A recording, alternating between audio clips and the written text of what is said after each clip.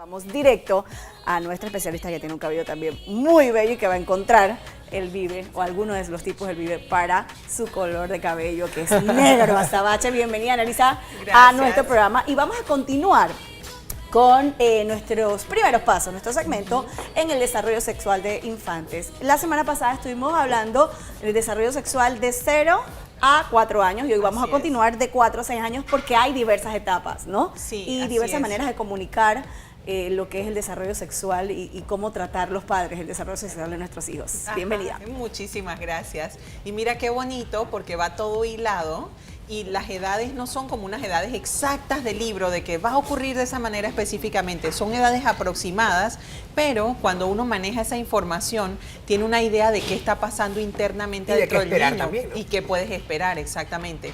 Ya cuando los niños tienen 4 años ya están en la escuela, o sea que han salido de ese mundo de estar solamente rodeado por su familia a conocer otros mundos y entonces conocen los pequeños mundos de sus amigos y empiezan a relacionarse con otras personas y a aprender otras cosas. Entonces en ese momento se abre una ventana de información importante porque entonces se empiezan a enterar de qué cosas hablan los demás o qué cosas saben los demás. Entonces, y se empiezan a comunicar un poco mejor, tienen un poquito más de, o comprenden un poquito más de lo que está pasando alrededor suyo, ¿no? Exactamente, hay más lenguaje, hay más comprensión, el pensamiento todavía es bastante concreto, pero ya empieza a tener una amplitud que es diferente y ya empieza a tener opciones, de hecho empiezan a negociar un poco. Ahí me llama la atención que usted dice, empiezan a entender, esos chiquillos empiezan a repetirlo todo lo hablan, ¿verdad? O sea, es una cosa bonita y a la vez peligrosa. Ajá, sí, peligrosa si no uno no sabe qué hacer, ¿no? Y qué contestar,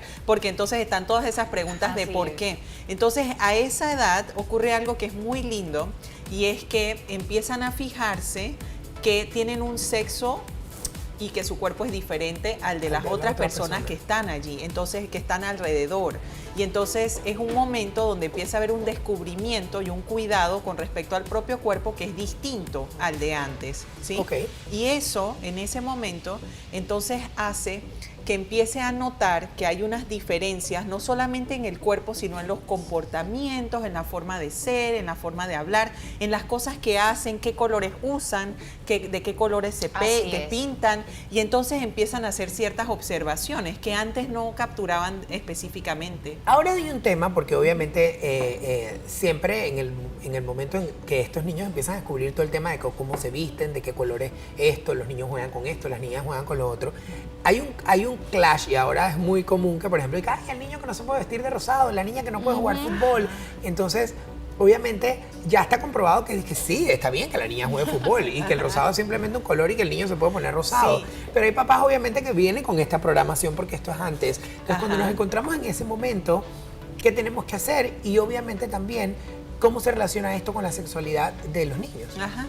Mira, qué bonito que me preguntas eso, porque el proceso interno de cada persona es diferente y la construcción interna que se da dentro de la persona debe ser respetado. Entonces, es bien importante que uno tenga un espacio donde los niños pueden explorar las cosas y se ponen los zapatos de su mamá y caminan con los tacones de su mamá, se ponen los zapatos de los papás. Porque eso me ocurre a mí, o me ocurría desde que mi hijo tiene 5 años, a los 4 años, yo veía que él se ponía mis zapatos.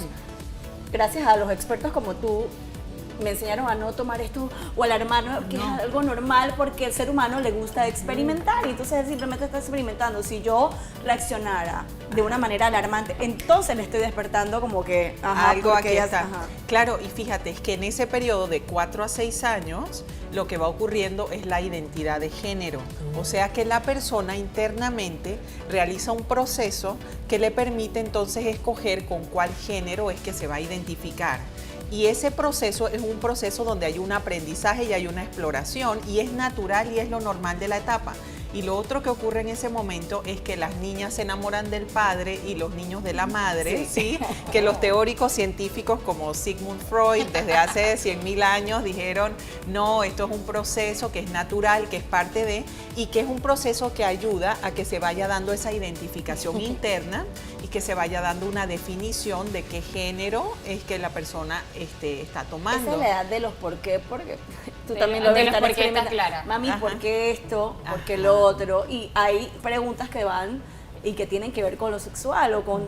Bueno, porque mi hijo me ha preguntado por Sí. qué de repente tú orinas sentada y por qué yo, por qué parado. Y hubo un Ajá. tiempo en que él quería orinar sentados de repente porque veía que en mi casa conmigo ¿entiendes? Como que... Veía todo el mundo orinando sentado. Sí, claro, esto es normal, esto es parte de, ¿no? Y lo que decíamos el viernes pasado, mantener una comunicación abierta para saber qué está pasando adentro de esa personita. Porque fíjate, él te pregunta por qué, pero yo también le pregunto al niño, ¿y tú qué estabas pensando? ¿Tú qué te fijaste? Claro.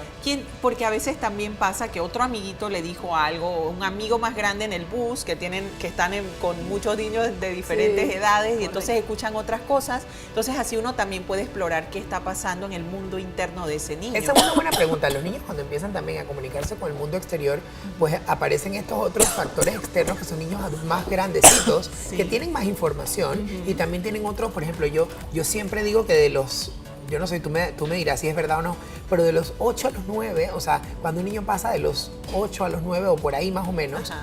como que el mundo de la fantasía se acaba un poco y empieza el mundo como dije, tú eres esto, tú eres lo otro, tú no sé qué. Y empiezan esos niños a decirle a los Santa otros no existe. exacto, que nada, Santo Claus, te lo digo porque cuando yo enseñaba a niñas más chiquitas, pues me llamaba mucho la atención que en este rango de edad eran muy fantasiosas. Ay, maestro, tú eres un príncipe y tal, y no sé qué.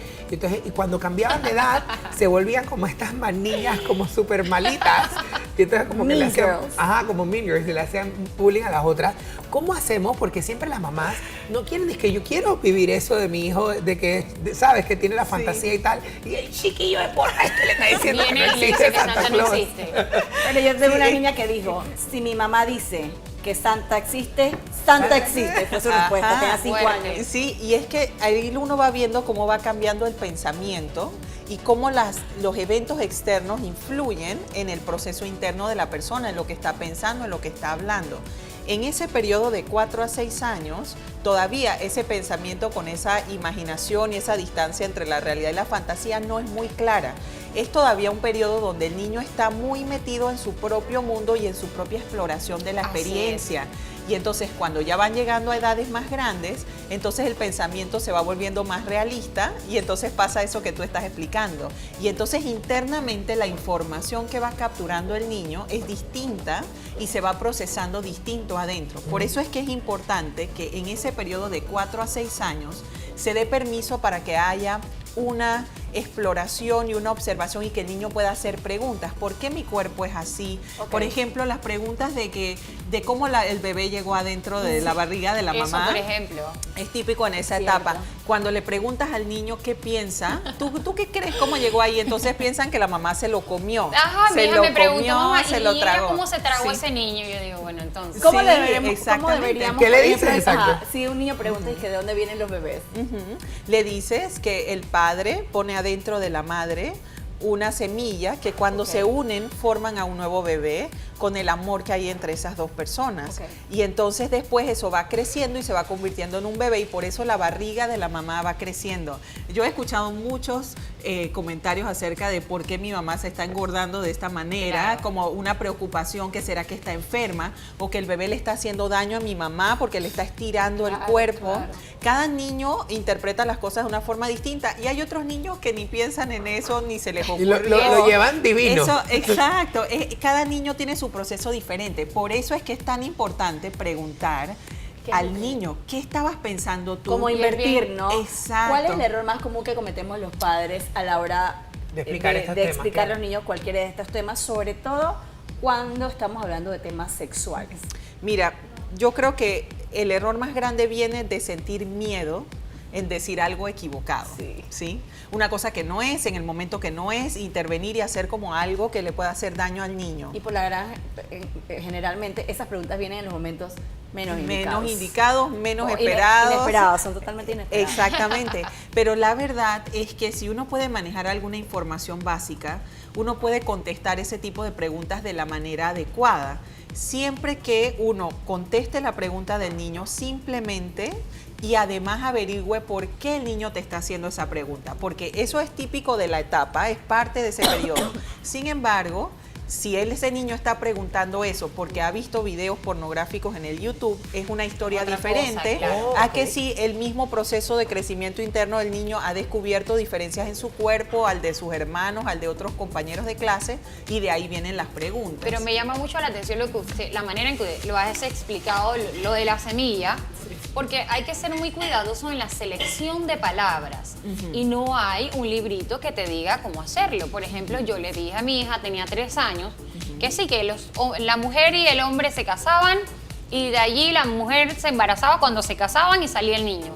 Y ella con 3 años me dijo, ¿tú y mi papá se casaron? Y yo digo, sí, y mi novio se llama Max. Y ella dice, ¿y Max dónde estaba? Ajá. Yo digo, esta chiquilla con 3 años ya me está armando el Ya te triángulo está amoroso y ya ella me está reclamando para ver el otro dónde estaba. Entonces, ya ahora más grandecita, yo le expliqué más o menos lo de la semilla y le expliqué que Max estaba en Alemania estudiando, no sé, yo no sé, ella me sigue preguntando. Ajá. Entonces ella me pregunta, porque lamentablemente en una película salía el tipo encima de la tipa con una besadera, y ella, mamá, ¿esa besadera qué?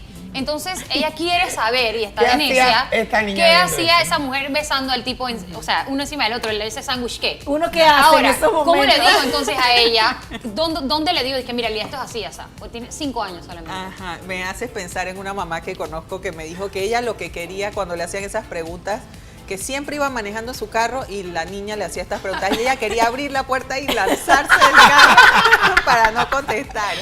Mira, cuando pasan cosas así, tú puedes clarificarle al niño, los adultos, tal cosa, ¿sí?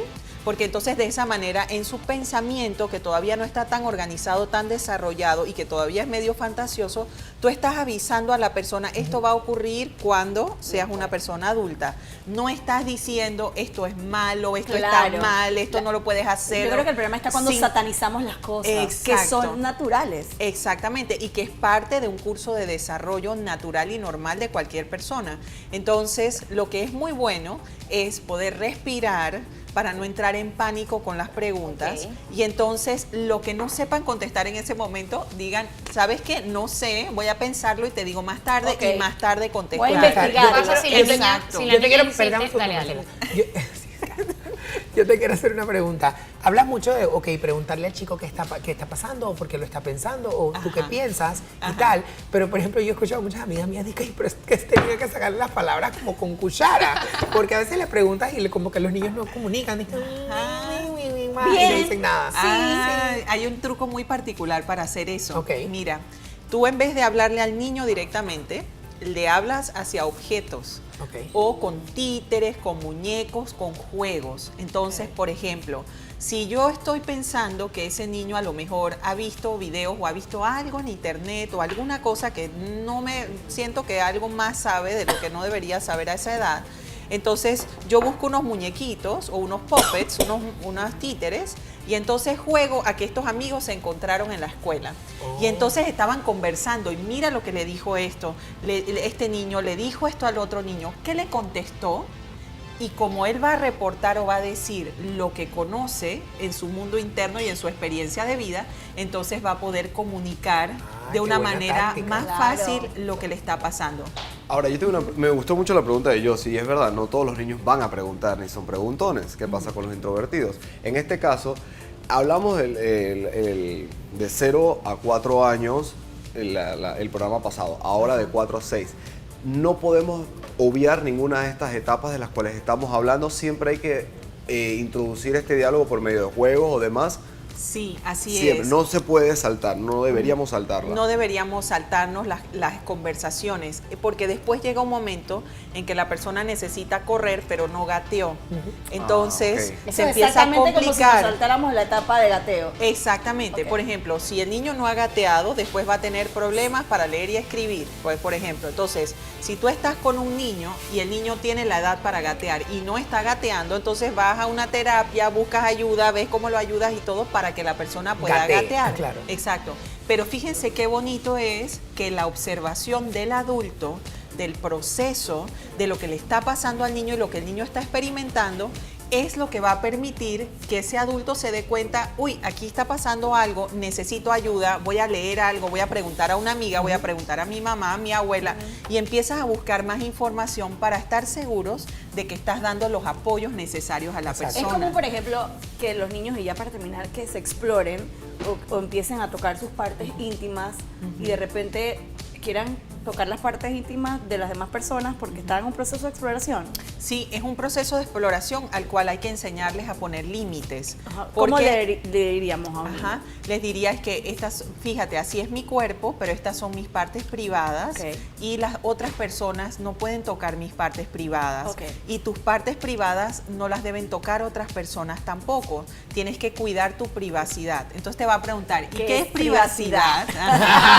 Sí. Y por ahí nos vamos. Exactamente, privacidad es algo que es tan cuidadoso que solamente uno puede cuidarlo Importante. y no necesariamente lo tiene que compartir con los demás. Así es. Importantísimo. Oye, me encantó. Súper este tema. sencillo Súper. las palabras utilizadas. Selección de palabras. Como he dicho, muchísimas gracias Así por es. compartir toda esta información con nosotros.